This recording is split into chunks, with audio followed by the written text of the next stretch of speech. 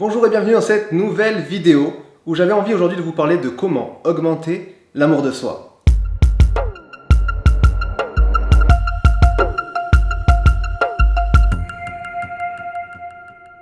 C'est un sujet qui peut paraître assez facile dans la théorie, mais qui dans la pratique s'avère compliqué pour de nombreuses personnes. Je le constate moi notamment au travers des différentes consultations et accompagnements que je peux donner et dispenser, que c'est un élément qui est parasitaire pour de nombreuses personnes. Elles sont là dans le désir et l'envie de pouvoir atteindre certains objectifs, de pouvoir plus s'épanouir, de pouvoir améliorer leur qualité de vie, sans même arriver déjà à pouvoir s'aimer. Donc il s'agit là d'un élément rééquilibré en priorité et en amont avant de projeter une quelconque aspiration. Ce que je pourrais donner comme définition moi pour le fait d'avoir de l'amour pour soi, ce n'est pas forcément quelque chose d'égocentrique comme le penseraient certains, mais plus le fait d'être en accord avec la vie que l'on mène, avec ce que l'on est, avec ce que l'on incarne. C'est savoir faire preuve de suffisamment de bienveillance envers soi-même pour apprécier tant nos qualités que nos défauts. C'est savoir faire preuve de suffisamment de tolérance pour nous-mêmes, pour nous laisser le temps de pouvoir nous améliorer. Être heureux, s'épanouir, réussir, c'est quelque chose que tout le monde convoite, mais en réalité, c'est un élément qui sera impossible d'atteindre si déjà en amont, nous ne nous aimons pas nous-mêmes. Là où je trouve la plus grosse influence négative par rapport à l'amour de soi, ça va être principalement par rapport à l'influence de la société. Nous allons souvent être confrontés à des images, notamment sur les réseaux sociaux, de personnes avec un corps parfait, de vidéos inspirantes où des gens réussissent. Nous allons être confrontés par exemple aux séries télé, aux films, etc. où il y a des foyers dans lesquels tout se passe bien, où c'est l'amour fou, où tout le monde, tous les enfants écoutent, tout le monde est sage, tout le monde réussit. Et nous allons tellement être confrontés à tout ça par différents endroits que nous allons penser qu'il s'agit là de la normalité. Et si l'on se ramène du coup à notre propre vie, à notre propre incarnation, on se rend compte que dans le foyer, dans la sphère sentimentale, il y a des difficultés, il y a des conflits, il y a des discordes. Le fait d'élever nos enfants est quelque chose qui n'est pas glamour, les finances ne sont pas tout le temps à la hausse, enfin bref, nous sommes face à des complications, des difficultés qui sont quelque chose de normal, mais pour lequel nous allons estimer que c'est anormal parce que nous allons idéaliser des images que nous allons percevoir comme étant la normalité. Alors par rapport à ça, ça va être là aussi toute une torture, qu'elle soit physique et psychologique, qui va s'installer. Parce que nous allons être dans l'exigence, trop d'exigence envers les autres pour qu'ils nous donnent, qu'ils soient ce que l'on a envie, qu'ils soient par rapport à l'image que l'on se fait de la normalité. Ça va être trop d'exigences envers nous-mêmes qui vont mettre en avant toute cette imperfection de la vie que l'on peut mener et que l'on peut avoir construit. Ça va installer du coup de la dévalorisation. Et cet élément-là va être complètement contradictoire avec le souhait de pouvoir plus s'aimer, de pouvoir aimer la vie que l'on mène. Mais je vous parle en connaissance de cause, là c'est aussi un réel retour d'expérience que je vais vous partager parce que je suis moi-même passé par là. Il faut savoir que avant de me décider à pouvoir justement être affiché dans mon activité, j'avais déjà commencé, mais avant de pouvoir réellement m'afficher dans cette activité-là, j'ai eu un gros travail personnel à effectuer parce que j'étais dans cette attente d'atteindre justement une forme de perfection visuelle que je n'ai jamais atteint et que je n'atteindrai jamais. Mais j'étais dans cette quête-là avant de me dire je serais suffisamment légitime pour pouvoir afficher une image de moi, je serais suffisamment légitime pour pouvoir être dans le partage de mes discours et de mon accompagnement, je serais suffisamment légitime avant de pouvoir réellement pleinement travailler et puis avancer. Donc voilà, j'avais cette croyance erronée qui en réalité ne me faisait que me cramponner vers le bas et m'empêcher de m'épanouir, m'empêcher d'être en accord avec le moment présent et ce que je menais.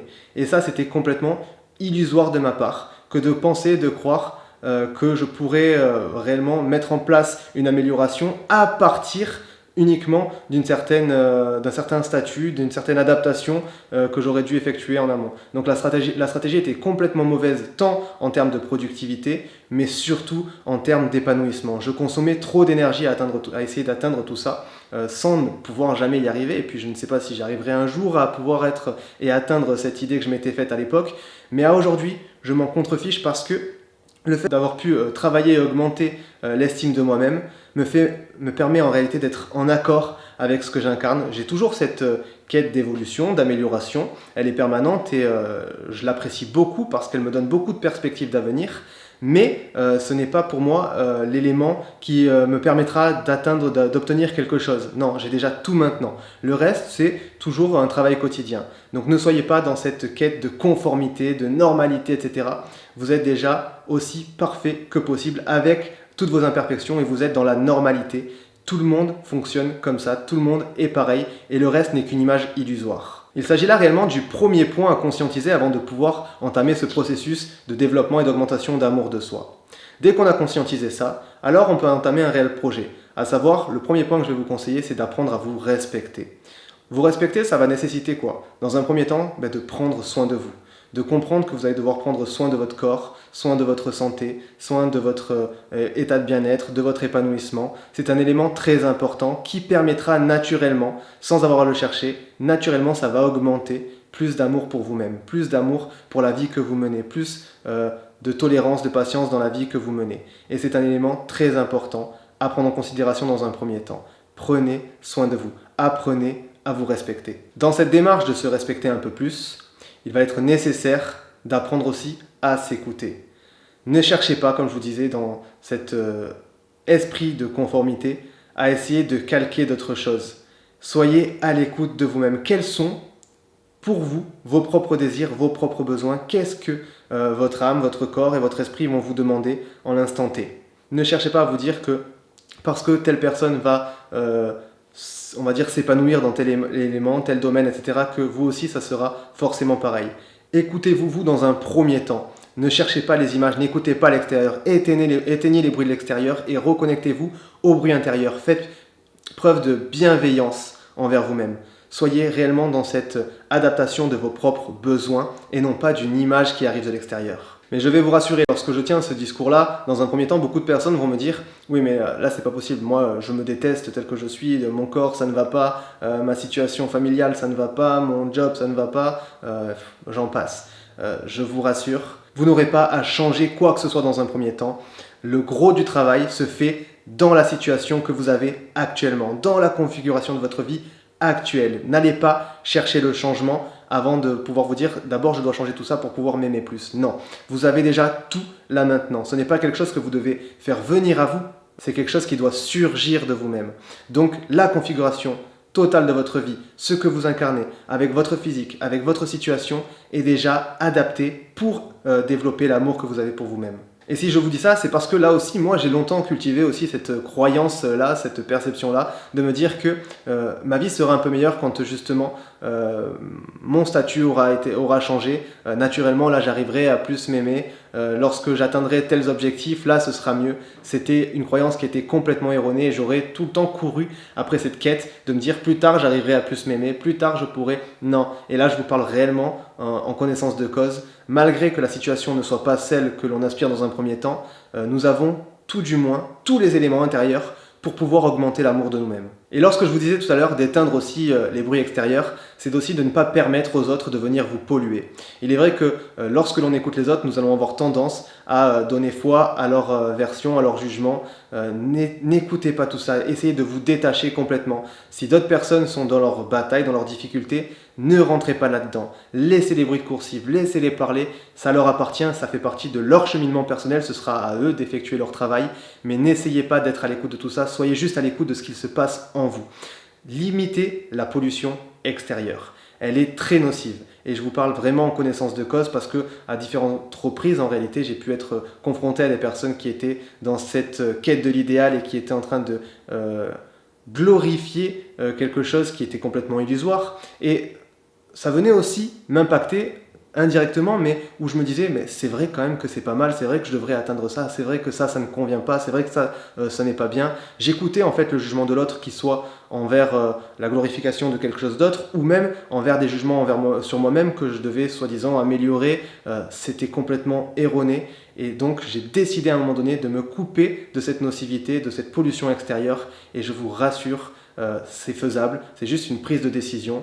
Et là aussi, je viens vraiment mettre l'accent là-dessus parce que ça a un réel impact positif à très court terme. C'est réellement rapide. Dès qu'on éteint la pollution extérieure, naturellement, on va pouvoir se recentrer sur nous-mêmes et ne pas être dérangé et parasité par les avis des uns et les avis des autres. Mais la bienveillance reste quand même une clé importante lorsque l'on aspire à pouvoir augmenter l'amour envers nous-mêmes et l'estime de nous-mêmes. Cette bienveillance, elle doit être effectuée envers les autres. Donc comme je disais tout à l'heure, ça leur appartient s'ils sont dans leur propre jugement, dans leur propre mauvais mécanisme, mauvais schéma. Néanmoins, il y a quand même cette différence qu'il faut accepter. La bienveillance va nous permettre de pouvoir accepter la différence. Et lorsqu'on accepte la différence des autres, on est du coup capable de pouvoir imposer notre propre différence comme étant quelque chose de normal, donc on saura apprécier notre différence. Sur cette base-là, nous ne chercherons plus à nous conformer à quoi que ce soit, nous comprendrons que nous sommes dans la normalité. Mais tant que l'on donnera trop de valeur à ce qui se passe à l'extérieur et aux images, à ce que l'on peut interpréter comme étant l'idéal, comme étant la perfection, comme étant ce que l'on doit atteindre, dans ce cas-là, nous donnerons trop de priorité sur le fait de pouvoir chercher notre bonheur à l'extérieur. Et c'est complètement erroné là aussi et contre-productif dans votre quête de pouvoir aspirer à vous épanouir, à pouvoir augmenter l'amour de vous-même. Le réel bonheur vient se chercher de l'intérieur, par tout ce travail de bienveillance, de tolérance envers soi-même, de tolérance et de bienveillance envers les autres, pour augmenter l'amour et l'estime que nous avons de nous-mêmes. Donc comprenez bien que cette fameuse quête du bonheur, cette quête d'amour de soi, va déjà commencer de l'intérieur. Ne cherchez jamais à l'extérieur, ça ne marche pas comme ça, ce sera réellement une perte d'énergie, une perte de temps, et vous n'atteindrez pas les résultats escomptés. Cherchez tout ça en le déployant de l'intérieur. Lorsque vous focaliserez là-dessus, vous serez en réalité sur le meilleur cheminement pour que naturellement s'installe plus d'amour envers vous-même, plus d'amour pour vous-même, plus d'amour pour ce que vous incarnez. Et il s'agit là d'un savoir-être qui est très très important. Et pourquoi ? Parce que justement, à force d'être dans cette quête de l'idéal, dans cette quête de calquer une image, nous perdons complètement la chose la plus importante sur notre terre, à savoir nos valeurs humaines. Du coup, nous réduisons notre capacité de compassion, nous réduisons notre capacité de tolérance, notre capacité d'empathie. Nous démunissons en réalité l'être humain de ses valeurs. Et c'est pour ça qu'il y a tellement de difficultés à l'extérieur, que c'est si dur et qu'il y a tant de conflits. Nos valeurs humaines sont quelque chose de très important, tant pour une évolution positive de l'humanité que pour un développement positif de notre vie. Alors, dès qu'on arrive à se recentrer sur nous-mêmes et à l'intérieur de nous-mêmes et qu'on arrive à pouvoir extérioriser plus d'amour personnel et plus d'amour universel, sur cette base-là, nous mettons en avant les réelles qualités et valeurs humaines. Et au-delà de ça, en termes de stratégie dans une quête d'épanouissement personnel, c'est un élément qui est des plus importants. Pourquoi ? Parce que lorsque l'on va être dans la satisfaction de ce que l'on est, de ce que l'on incarne, on va être plus à l'écoute encore de nos propres envies, de nos propres besoins. Donc nous passerons à l'action sur des choses qui sont ciblées et qui sont concrètes pour nous, nous permettant de pouvoir cheminer dans un parcours de vie qui est plus épanouissant. C'est pour ça que je vous mets vraiment en tête le fait que vous êtes normal. Votre situation est dans la normalité aussi. Ne changez rien à l'extérieur dans un premier temps. Faites ce premier travail à l'intérieur pour pouvoir après évoluer et intégrer de nouvelles choses, mais pour lesquelles vous êtes en accord, qui sont vraiment nécessaires à votre propre épanouissement, en lien avec vos propres besoins, et non pas pour vous conformer à une image, pour vous conformer à une pseudo-normalité qui en fait ne correspond pas du tout à ce qui va vous permettre de réussir et de vous épanouir pleinement. Et dès lors, vous allez être dans la capacité de plus vous aimer. C'est quelque chose là aussi qui sera évolutif et c'est exponentiel. L'amour que l'on peut avoir pour soi est exponentiel et on peut toujours éprouver plus d'amour sans que ce soit de l'égocentrisme. Cet amour-là, il est sain, il est naturel et il est normal, lui, par contre. Donc sur cette base-là, à partir du moment où tous ces ingrédients sont réunis et que vous allez cheminer de cette manière-là, vous allez être encore plus dans la capacité de vous épanouir, d'apprécier votre vie, d'apprécier votre situation et de construire de belles choses. Donc réellement, commencez par ce cheminement-là et comprenez bien que c'est à la portée de tout le monde, quel que soit votre physique, quelle que soit votre situation. Vous avez la capacité d'augmenter l'amour de vous-même et naturellement, ça va venir souvent régler de nombreuses problématiques. Combien de conflits sont entretenus à charge d'exigences qui ne sont pas justifiées? Combien de difficultés sont entretenues parce que les actions sont posées au mauvais endroit sur la base du fait qu'on cherche à convenir, à plaire et à se conformer au lieu tout simplement d'incarner et d'évoluer dans notre cheminement? L'amour de soi, c'est quelque chose de très important, c'est quelque chose de sain, de naturel et qui est à l'accès de tout le monde, quelle que soit la situation. Voilà les amis, c'est quelque chose d'important. Vraiment, je vous sensibilise là-dessus. Vous avez le droit de vous aimer, vous avez le droit de vous apprécier, vous avez le droit d'être satisfait de ce que vous êtes. Vous avez des imperfections et c'est normal, au même titre que tout le monde. L'idéal n'est qu'une illusion. N'essayez pas de vous conformer à ça, cherchez juste à vous améliorer au fil du temps, à votre rythme. Soyez suffisamment tolérant envers tout ça parce que vous le méritez. L'inverse par contre est une peine qui est trop lourde et trop éprouvante dans la vie que l'on mène. J'espère que cette vidéo va vous servir, qu'elle vous a plu. J'espère avoir été le plus efficace possible pour vous aider dans votre cheminement. Et si c'est le cas, n'hésitez pas, ça m'aiderait beaucoup à mettre un petit pouce bleu et à vous abonner à la chaîne si ce n'est pas déjà fait. De mon côté, je resterai quand même disponible sur les réseaux sociaux. Quotidiennement, je partage pas mal de contenus avec lesquels je reste aussi ouvert à tous les échanges. Donc c'est pour moi un réel plaisir, une grande passion. Donc n'hésitez pas à m'y rejoindre si ce n'est pas déjà fait. et je vous dis à très bientôt dans une prochaine vidéo. Bye les amis.